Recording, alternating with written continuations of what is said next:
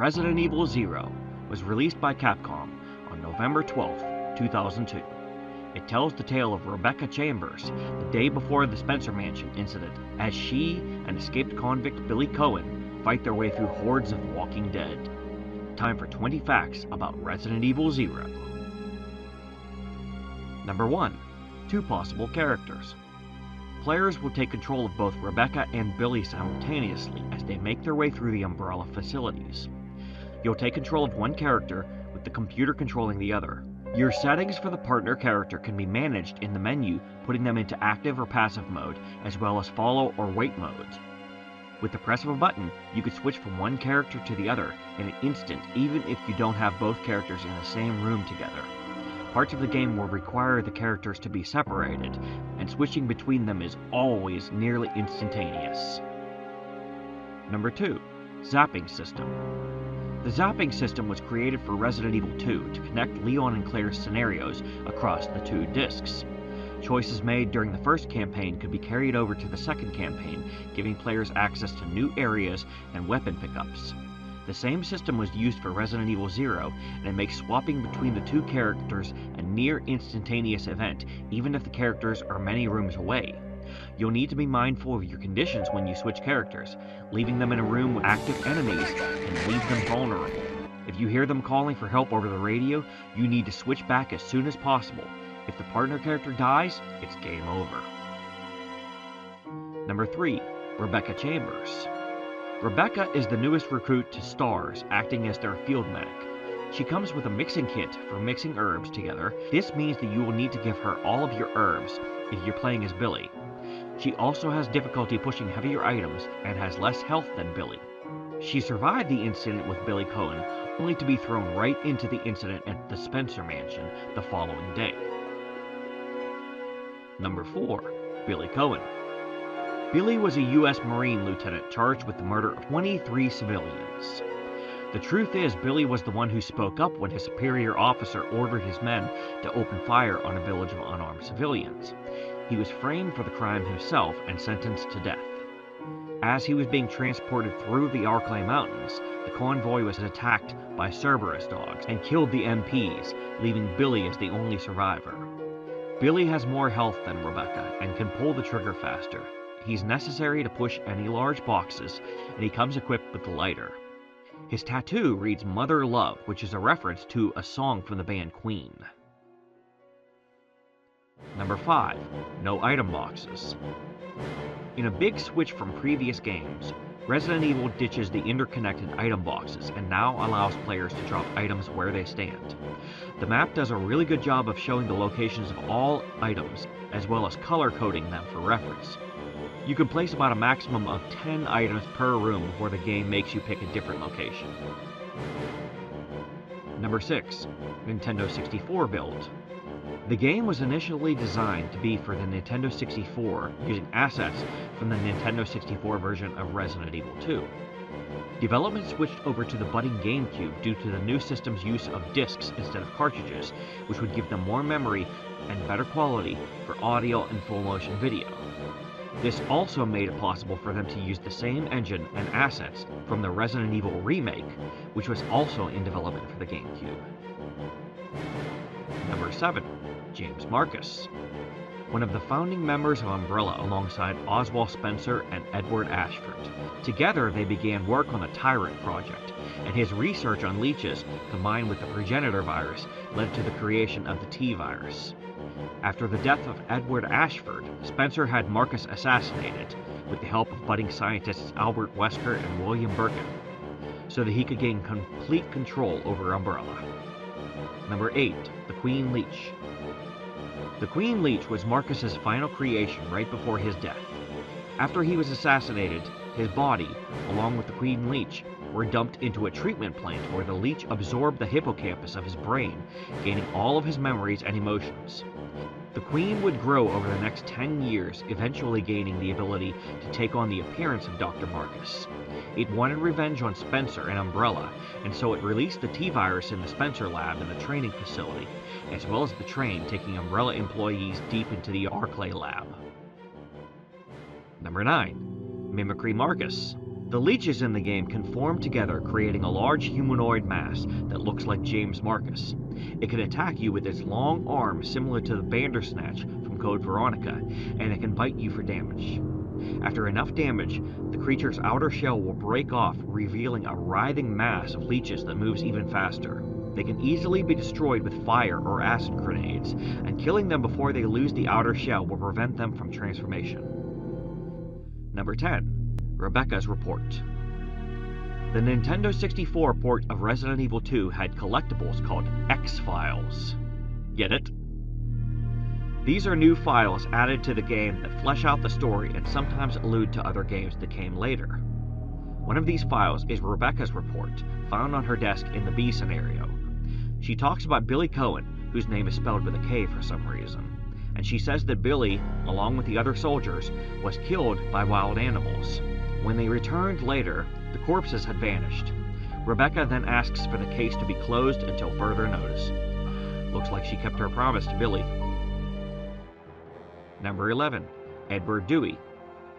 Edward was the helicopter pilot for the Bravo team, and he was only mentioned in the manual for the original game.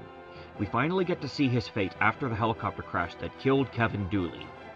I just realized the helicopter pilots are named Dewey and Dooley. Dewey crashes through the window of the Ecliptic Express and warns Rebecca of zombies and monsters in the woods.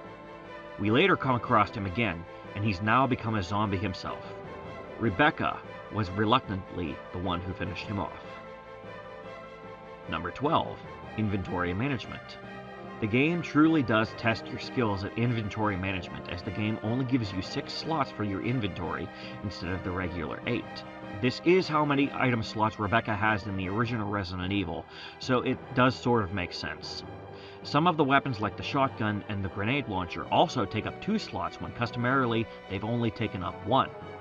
It's not much of a problem as long as you keep Billy around, as he has his own set of 6 item slots that can shoulder some of the carrying. If you have them both within range, you can swap items freely between the 2 inventory screens. Number 13. Locations. We start out on the Ecliptic Express, a train used by Umbrella to transport employees to the facilities in the Arklay Mountains. This takes us to the Umbrella Training Facility, the place where they teach their prospective executives the value of loyalty to Umbrella. The final destination is part of the Nest facility in Raccoon City. Once Rebecca and Billy deal with the Queen Leech, they ride the elevator to escape only to find themselves on a hillside overlooking the Spencer Mansion. Number 14. Wesker and Birkin. Albert Wesker and William Birkin were rising stars in Umbrella and eventually started taking orders from Oswald Spencer himself.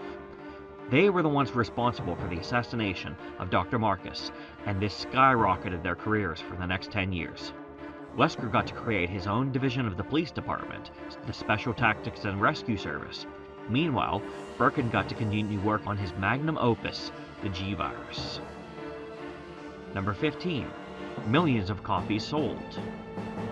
As of the end of 2025, the game has sold 6.05 million copies.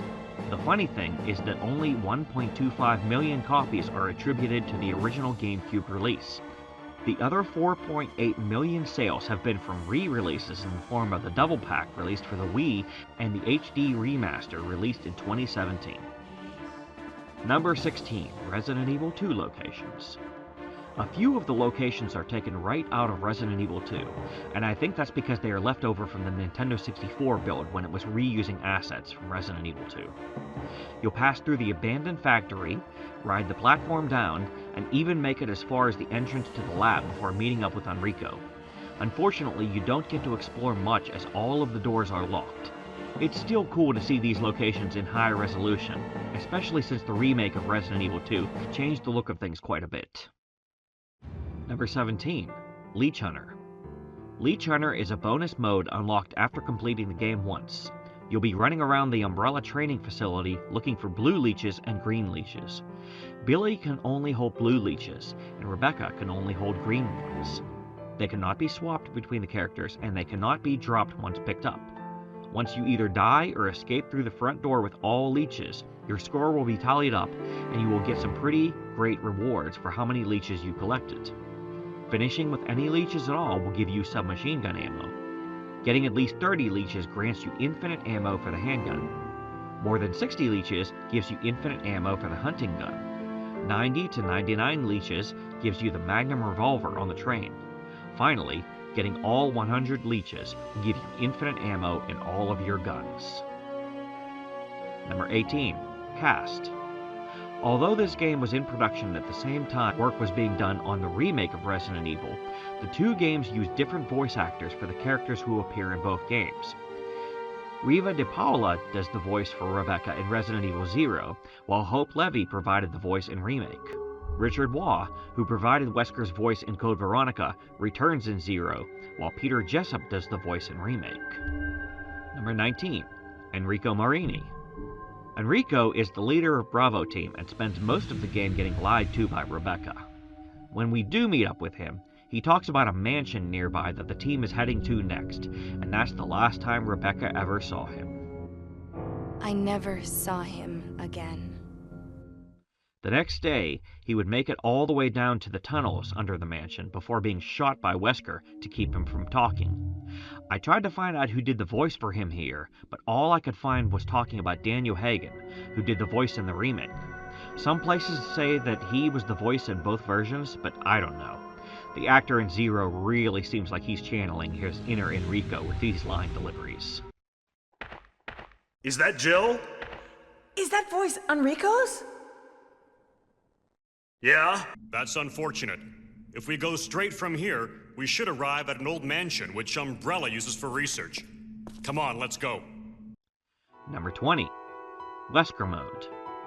Another mode that opens up after completing the game is Wesker Mode, where players will get to control Wesker, complete with his abilities and character model from Resident Evil 5. Rebecca also gets a new look with a parasite on her chest and red glowing eyes just like Jill in Resident Evil 5.